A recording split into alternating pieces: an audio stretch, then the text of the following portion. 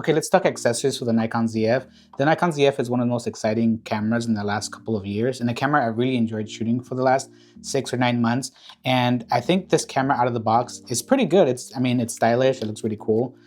It's very retro designed. And honestly, I've had so much fun with this camera. I've collected a bunch of different accessories that make the shooting experience even better. So today I want to talk about storage, different camera straps I use, battery chargers, grips, lens adapters, and a bunch of different lenses that I've gotten to try for the system over the last 6 months. So both manual focus and autofocus. So we're starting off with storage, and I know it's not the most exciting part about owning a camera, but I think it's very important to pick the right SD cards. And these are basically the SD cards I've used for most of my cameras and that work perfectly for the Nikon ZF. If you're not familiar, I am a wedding photographer, so all of my weddings are shot in these pro grade cards. So I typically stick to 128 gigabyte cards, especially in the event space.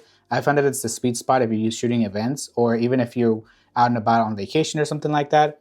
I don't like to put multiple projects in one SD card. So I have a bunch of these. I have, I think, about 8 of them. I've used them on the Sony a7 IV. So these are cards that I can really rely on. The Nikon ZF is a little different than most full frame dual SD card slot cameras, and mostly because the secondary SD card slot is a micro SD card slot. And I know people like to debate about it, whether or not they should have done with both SD card slots. And honestly, the way that I tend to use this camera, since it's it's a backup body for my work, but it's mostly like a fun camera. I just take the largest SD card that I own and I leave it in the camera, and I treat it like internal storage. I know some people, they buy a micro SD card that's like 1 terabyte and just leave it. And honestly, this micro SD card just mainly lives in my camera body because it's so small, I don't really think about it. The SD card slots are on the bottom of the camera, so it's a little hard to get into it. So you have to remove the battery and then have to like insert the SD card in there.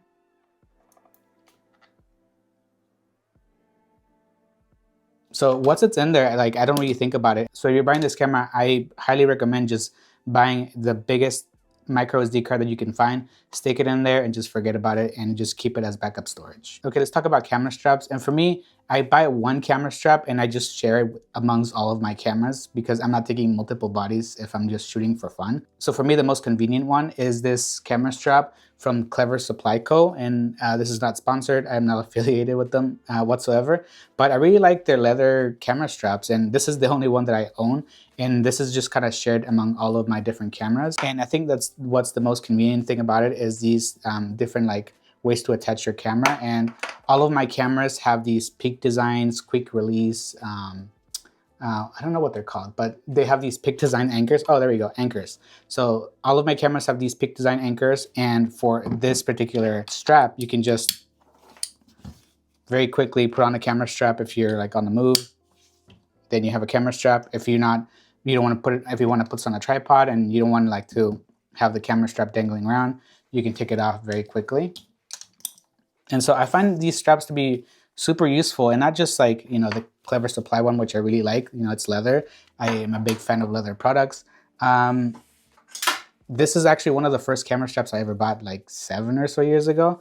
7 or 8, I don't know, I can't remember. But, this is like an original Peak Design one, which to me looks a little more sporty. But, if you're into this kind of design, there's a bunch of different ones. Tons of different companies sell straps with the Peak Design anchor system. So to me, honestly, I really like this leather one, but that's basically my recommendation. Find one that has these specific anchor straps, and I find them super useful. Another accessory that I highly recommend that's not super exciting is a dual battery charger. If you're someone who travels a lot with your cameras, this is a really, really nice one, which I got from B&H.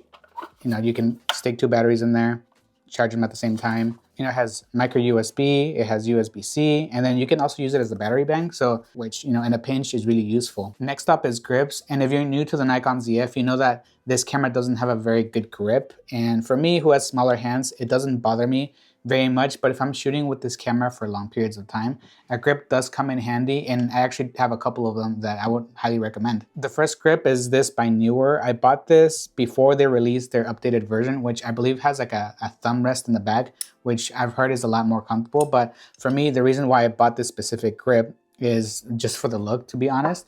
Like the whole, like the leather area here, it's mostly plastic, or it feels very plasticky. So it's not the most comfortable thing in the world. But once you put it on the camera, like I feel like it's mostly for aesthetics. Like once you add it, it makes the camera a lot easier to hold. So it's like the feel of it doesn't feel all that great to me, but I really love the look of it. It kind of makes it look like an old film camera, which, you know, it's kind of the whole point of the design language. So I think it looks super cool. Like the newer grip, I haven't been able to try it. A lot of people really like it. And, you know, I use thumb rest for like my Leica Q2. So I know that Edition probably feels a lot better than this. Like it's not super uncomfortable, but I think there's better options out there, which brings me to my next grip, which is by Small Rig. I think this is a much better option if you want to keep things a little bit smaller and just closer to what the Nikon ZF kind of feels like. I think this grip honestly feels a lot better in the hand. The grip feels a lot more rubbery and more comfortable to hold for longer periods of time. And I think honestly it kind of matches the styling of the camera a little bit better, because, you know, it is kind of it's a retro style camera, not necessarily a vintage camera. So I think this looks a lot better to me, and it honestly feels a lot better too. Oh, another quick accessory that kind of forgot to put on my list is this shutter button. Like this camera right out of the box, the shutter button, I hated it right out of when I bought it. Like this is the way it looks like when you get it, and it's not the most comfortable shutter button, and it's pretty sensitive. So if you accidentally hit it, you take a photo, which, you know, it's digital, so it's no problem. But this shutter release button makes it a lot more comfortable, and you're a little bit more precise when you're actually shooting with this. So I think it looks super cool, it's super functional, and it's actually really, really comfortable to shoot with. So now moving on to lens adapters, and to me, that's one of the most fun parts about this camera, just adapting different lenses. And, you know, obviously you can adapt lenses to other camera bodies and other systems, but the way that the autofocus stuff works with this camera, or the manual focus options that you get with this camera, makes things a lot more fun and a lot more appealing for me to actually adapt different lenses. So I have a couple different dummy adapters. These are for like the old Nikon vintage lenses that I have, and for a Minolta set of lenses that I have. So for me, adapting old vintage Nikon lenses makes this a lot more fun. I have a couple Nikon lenses that I like to adapt. This is a 50mm Nikkor lens, and, you know, for me to be able to get like more softer looks and to get different looks that I would with more modern glass, that's like super sharp and it's really cool. But being able to adapt different lenses makes things so much fun. The next set of adapters are for M-mount glass, and I honestly only have one M-mount lens, but the reason why I picked up both of these adapters is I just like to have options. I do want to have the manual experience that I can get with the Nikon ZF, which I often shoot with, but I also wanted to try out autofocus. This adapter is from TechArt, and it makes your M-mount glass autofocus, which works really well on the Nikon ZF, to be honest. Like, I was super surprised. And I was gonna make a full dedicated video just on this adapter, but I don't have enough to say about it. Like it's a pretty quick, it will be a pretty quick video, but to spoil it, I think it works really, really great. Honestly, the way that this adapter works is not like the Nikon ZF is not doing the autofocus in camera. The adapter is kind of moving the lens back and forth. So that's basically how it's autofocusing. For example, one of my favorite lenses is this Typog 28mm lens, and when this lens was released for the M mount, it was there was a lot of controversy around it because of this focus infinity lock, which I really like. Which this adapter, like if you just put it on there and put it on your camera, now you have an autofocus M mount lens on your camera body. And for this adapter to work properly, you need to put it at infinity. So if this wasn't there, it would make it a lot harder for, you know, not to move your focus around. So this lens having this lock on there, it makes this a lot easier to be able to work with. So I only have one M-mount lens, and for me the 28mm focal length is like perfect for the way I like to shoot. So this is the one I wanted to pick up, and it works perfectly with this adapter. And a couple of things to look at for this adapter, like for example, like in low light it doesn't work very good. Also, like this orientation doesn't work the best either, but like it doesn't hunt very much. Like I'm gonna take a couple photos here. If you can hear it, it's focusing on my setup here. So to me, this adapter is a lot of fun just because it adds a lot of functionality to the camera. And if I really want to use this lens with without this adapter, I can use it with manual focus. So to me, this combo is a lot of fun to shoot with. The last adapter I want to talk about is this Megadap adapter. And if I'm honest, this is one of the most useful tools I ever bought for any of my cameras. So for example, if you're like a Fujifilm shooter or a Canon shooter and you're interested in like trying out the Nikon, or moving systems could be a little difficult, but this adapter, what it allows me to do is to adapt all of my Sony glass to the Nikon Z mount, and it's worked perfectly. I've used it for jobs. I use it all the time for when I'm out with my family, if I want to take a zoom lens, because I don't own any zoom lenses for the Nikon Z system yet.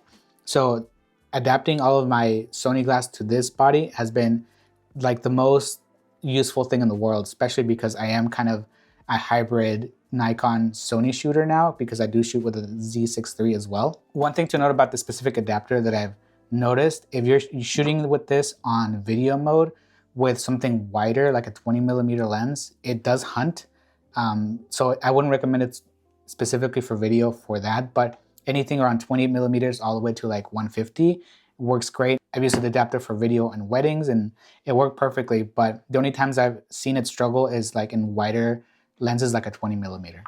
Last thing I want to talk about is lenses. I already briefly touched on the Typog 28mm lens, but I really, really love this lens. It's a 1.4 lens, and you know, even though it's for Leica M mount, I find this to be super useful if I'm shooting out, if I'm like doing stuff for my personal projects.